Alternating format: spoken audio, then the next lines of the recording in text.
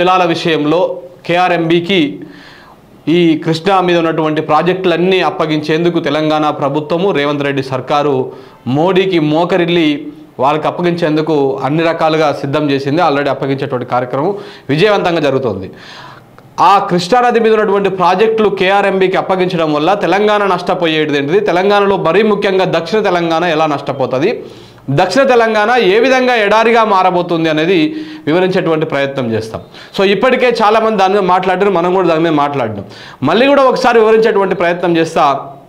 మనకు కృష్ణా మీద ఉన్నటువంటి ప్రాజెక్టులన్నీ కూడా మేనేజ్మెంట్ బోర్డులోకి వెళ్తే, రివర్ మేనేజ్మెంట్ బోర్డు పరిధిలోకి వెళ్తే ఆ బోర్డు కేంద్రం పరిధిలో ఉంటుంది, కేంద్రం ఆధీనంలో ఉంటుంది. సో కాబట్టి మనకు కృష్ణా నుంచి ఏ నీళ్లు రావాలన్నా, హైదరాబాద్కు తాగు నీళ్లు రావాలన్నా కూడా మోడీ పర్మిషన్ తీసుకోవాల్సినటువంటి పరిస్థితి వస్తుంది. మిత్రులారా, ఒకసారి ఈ విషయాన్ని అర్థం చేసుకోవాలి. సో ఇదే విషయం మీద తెలంగాణ బిడ్డలంతా ఆందోళన చెందుతూ ఉన్నారు. నిజంగా 9.5 సంవత్సరాలు, దాదాపు 10 సంవత్సరాల పాటు కృష్ణా నీళ్ల మీద ఎంత కొర్రీలు పెట్టినా, కేంద్రం ఎన్ని రకాలుగా ఇబ్బందులు పెట్టినా, మన వాటా తేల్చకపోయినా, ఎన్ని రకాలుగా రకరకాల ఇబ్బందులు పెట్టినా కేసీఆర్ గవర్నమెంట్ కానీ గత ప్రభుత్వం కానీ తలొగ్గలే. కానీ రేవంత్ రెడ్డి గారు రాగానే 60 రోజుల వ్యవధిలోనే తీసుకుపోయి మొత్తానికి కేంద్రం చేతిలో పెట్టేటువంటి ప్రయత్నాలు చేస్తూ ఉన్నాడు. దేనికోసం చేస్తూ ఉన్నాడు, ఇది ఎందుకోసం చేస్తూ ఉన్నాడు? తన సొంత ప్రయోజనాల కోసం, తన కేసుల నుంచి బయటపడడం కోసం, తన కేసుల నుంచి తప్పించుకోవడం కోసం మోడీ చెప్పినట్టు ఆడుతున్నాడు రాష్ట్ర ముఖ్యమంత్రి. అంటే ఓటుకు నోటు కేసులో దొరికిపోయినటువంటి నాయకుడు ఇవాళ రాష్ట్రానికి ముఖ్యమంత్రి అయ్యిండు. ఆ కేసు ఉన్నది కాబట్టి 100% ఆయన చెప్పినట్టే ఆడాలి. అదే కేసీఆర్ మీద ఎలాంటి కేసులు లేవు కాబట్టి ఆయనకు రాష్ట్ర ప్రయోజనాలే ముఖ్యమైనవి. రేవంత్ రెడ్డికి తన ప్రయోజనాలు, తన స్వప్రయోజనాలు, పార్టీ ప్రయోజనాలు, తన కేసుల నుంచి బయటపడడం మాత్రమే ఆయనకి ఇలా ప్రప్రథమంగా ఉంది. అసలు ఏం జరగబోతుంది అంటే ఒకసారి ఇక్కడ మీకు చూపించేటువంటి ప్రయత్నం చేస్తాం మిత్రులారా. ఇది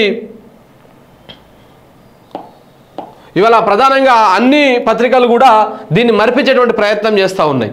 అంటే డైవర్షన్ చేసేటువంటి ప్రయత్నం చేస్తూ ఉన్నాయి. ఏదైతే ముఖ్యమంత్రి మాట్లాడిండో రండా అనేటువంటి పదము, దాని చుట్టుముట్టే రాజకీయం అంతా నడుస్తూ ఉంది. అసలు సినిమా, అసలు చర్చ అంతా పక్కకు పోతూ ఉంది. ఇప్పుడు ఇది తెలంగాణ ప్రాంతం అనుకుంటే, ఇది తెలంగాణ ప్రాంతం అనుకుంటే ఇట్లా కృష్ణా ఇట్లా పోతూ ఉంటుంది, కృష్ణా ఇలా పోతూ ఉంటుంది. ఈ కృష్ణా పోయేటువంటి ప్రాంతంలో ఇక్కడ నుంచి జూరాలకా నుంచి మొదలు పెడితే నాగార్జున సాగర్ దాకా మనకు ఉన్నటువంటి శ్రీశైలం కానీ ఇట్లాంటివన్నీ కూడా మనకు ఏవైతే ఉన్నాయో ఇవన్నీ కూడా కేంద్రం పరిధిలోకి పోతాయి. ఇప్పుడు ఈ ఎక్కడి నుంచి అయితే ఉన్నదో తెలంగాణ ఆంధ్రప్రదేశ్ బార్డర్ ఎక్కడి నుంచి అయితే ఉందో, ఆ గోదావరికి కృష్ణాకి ఎక్కడి నుంచి అయితే దాని పరిధిలోకి వస్తుందో అక్కడ ఈ దాని మీద ఉన్నటువంటి ప్రాజెక్టులు మొత్తము మేనేజ్మెంట్ బోర్డు పరిధిలోకి పోతాయి. ఇప్పుడు శ్రీశైలంలో నీళ్లుంటే మనము పవర్ ఉత్పత్తి చేసుకోవచ్చు, మనకు పవర్ తీసుకోవచ్చు. కానీ ఆ పరిస్థితి ఉండదు. నాగార్జున సాగర్ నుంచి మనం వాటర్ ఎత్తుకొని, కృష్ణా రివర్ నుంచి తీసుకొని వాటర్ తీసుకొని హైదరాబాద్కి సాగునీరు తీసుకోవచ్చు. కానీ ఆ పరిస్థితి ఉండదు. ఇవన్నీ కూడా రేపటి నాడు ఈ ప్రాజెక్టులు కేంద్రం చేతిలోకి పోతే, మేనేజ్మెంట్ బోర్డు చేతిలోకి పోతే, రేపటి నాడు మోడీ చెప్పితేనే మనకు నీళ్ళు వస్తాయి. మోడీ ఇయ్యమంటేనే ఇస్తారు, మోడీ వద్దు అంటే ఇవ్వరు. అప్పుడు దీన్ని పర్యవేక్షించేది మొత్తము కేంద్ర ప్రభుత్వమే. కాబట్టి మళ్ళీ దీనికి ఖర్చు పెట్టేది ఎవరు? తెలంగాణ ప్రభుత్వం 200 కోట్లు ఇవ్వాలి, అట్లానే ఏపీ ప్రభుత్వం 200 కోట్లు ఇవ్వాలి, 400 కోట్లు రాష్ట్ర ప్రభుత్వాలు ఇవ్వాలి. మేనేజ్ చేసేది మాత్రం కేంద్ర ప్రభుత్వం. కేంద్ర ప్రభుత్వం చేతిలో ఉన్నటువంటి రివర్ మేనేజ్మెంట్ బోర్డు. ఇందులో చాలా కిటుకుంది. ఈ విషయాలు తెలిసే గత ప్రభుత్వం కేసీఆర్ ఎట్టి పరిస్థితుల్లో మేము ఈ కేఆర్ఎంబీకి మేము అప్పగించేది లేదు అని చెప్పేసి వాళ్ళు కరాఖండిగా చెప్పారు. ఒకవేళ మీరు కాదు కూడదని మాకు గొంతు మీద కత్తి పెట్టి మీరు అప్పగించండి అని చెప్తే మేము కొన్ని షరతులు పెడుతున్నాము, ఆ షరతులకు మీరు ఒప్పుకుంటేనే మేము అప్పగిస్తామనేటువంటి ప్రతిపాదనలు కూడా వారు తీసుకొచ్చారు. ఎందుకంటే ఒక ప్రభుత్వము, కేంద్ర ప్రభుత్వము ఒక గెజెట్ తెచ్చిన తర్వాత, ఒక చట్టం తెచ్చిన తర్వాత దాన్ని తప్పకుండా అమలు చేయాల్సినటువంటి పరిస్థితులు వస్తాయి. ఎందుకు సాగు చట్టాల మీద అంత వ్యతిరేకత వచ్చింది? ఎందుకు దేశ రైతాంగం మొత్తం పోయి ఢిల్లీ సరిహద్దుల్లో అక్కడ ఎందుకు ఆందోళన చేసిరు సంవత్సరం పాటు? దేనికోసం చేసిరు? ఎందుకంటే ఒకసారి కేంద్ర ప్రభుత్వం చట్టం చేస్తే ఆ చట్టం ప్రకారము రాష్ట్రాలు మలుచుకోవాల్సింది, తప్పకుండా ఇంప్లిమెంటేషన్ చేయాల్సింది. అది భారత రాజ్యాంగంలో ఉన్నటువంటి పరిస్థితి. సో కాబట్టి అది మీరు చేస్తే, మేము ఒకవేళ అమలు చేయాలంటే ఈ విధంగా మేము పెట్టేటువంటి కొన్ని కండిషన్స్కి దాంట్లో కొన్ని ఉన్నాయి. 50-50 మాకున్నటువంటి నదీ జలాలలో 50% నీళ్లు కేటాయించండి అంటే అట్లా కేటాయించట్లేదు. ఏదైతే మనకు బచావత్ తీర్పు రావాలనో దాని మీద ఇంకా ముందుకు పోవట్లేదు. బ్రిజెస్ తీర్పు ఏదైతే ఇచ్చిరో దాని మీద మాత్రమే ఇప్పటిదాకా నడుస్తూ ఉంది. ఇంకా ఏదైతే ప్రాంతంగా మనం ఉమ్మడి రాష్ట్రంగా ఉన్నప్పుడు మనకు 299 టీఎంసీలు కేటాయించారు, ఆంధ్రప్రదేశ్కు 511 టీఎంసీలు కేటాయించారు. అప్పుడు ఎలా కేటాయించారంటే తెలంగాణ రాష్ట్రంలో కృష్ణ 68% తెలంగాణ ప్రాంతం నుంచి పారుతుంది, మిగతా 32% ఆంధ్ర ప్రాంతంలో పారుతుంది. సరిహద్దు అలా విధంగా ఉంటుంది. ఈ విధంగా చూసుకుంటే మనకు తెలంగాణకే ఎక్కువ నీటి కేటాయింపులు ఉండాలి. కానీ నాడు ఉమ్మడి రాష్ట్రంలో తెలంగాణ వివక్ష విషయంలో అప్పుడు ఫైట్ చేస్తే అప్పుడు మనకు వచ్చినటువంటి కేటాయింపులు ప్రాజెక్టుల వారీగా కేటాయిస్తే అది 299 టీఎంసీలకు కేటాయించారు.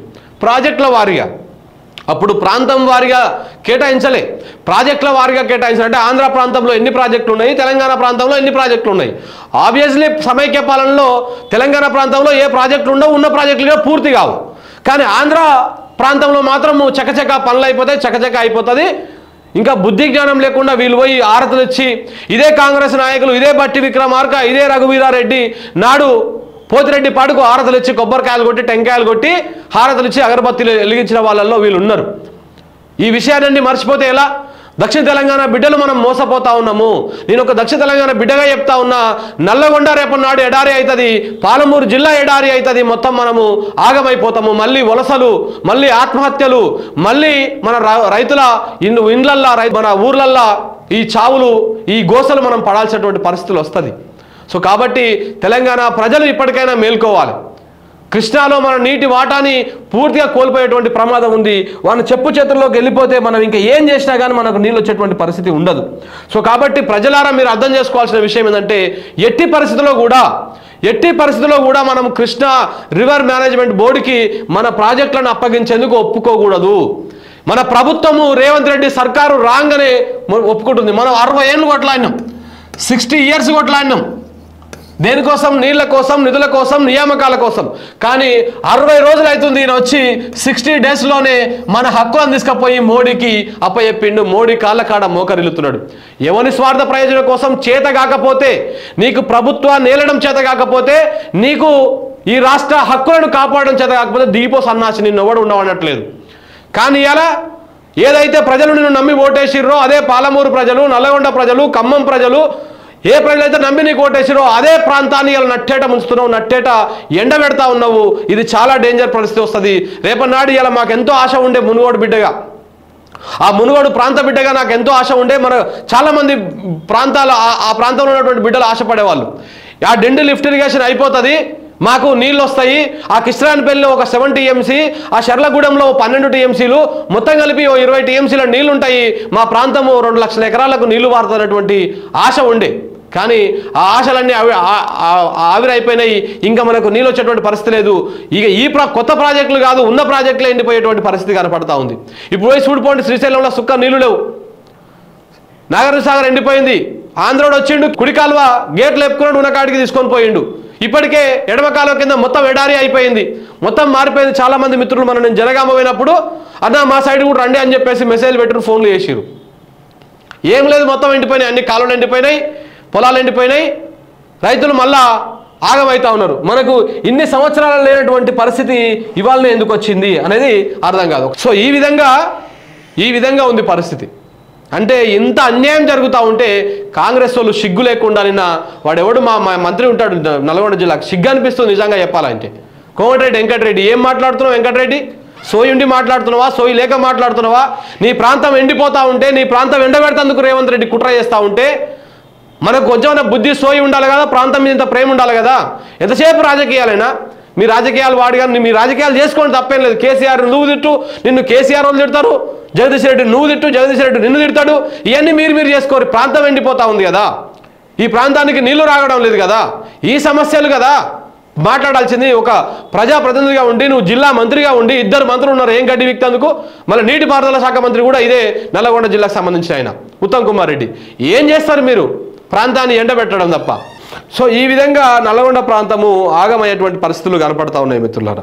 సో కాబట్టి నల్లగొండనే కాదు, ఒక పాలమూరు, నల్లగొండ ఇవన్నీ కూడా ఇబ్బందులు పడేటువంటి పరిస్థితులు కనపడతా ఉన్నాయి. 100% ఇది కనుక మనము నిలదించకపోతే మాట్లాడకపోతే ఆగమయ్యేటువంటి పరిస్థితులు ఉంటాయి. ఇదే విషయం మీద మనం ప్రధానంగా మాట్లాడేటువంటి అవకాశం ఉంది. దీని మీద మాట్లాడాలి, దీన్ని ఎక్స్పోజ్ చేయాల్సినటువంటి అవసరం ఎంతైనా ఉంది.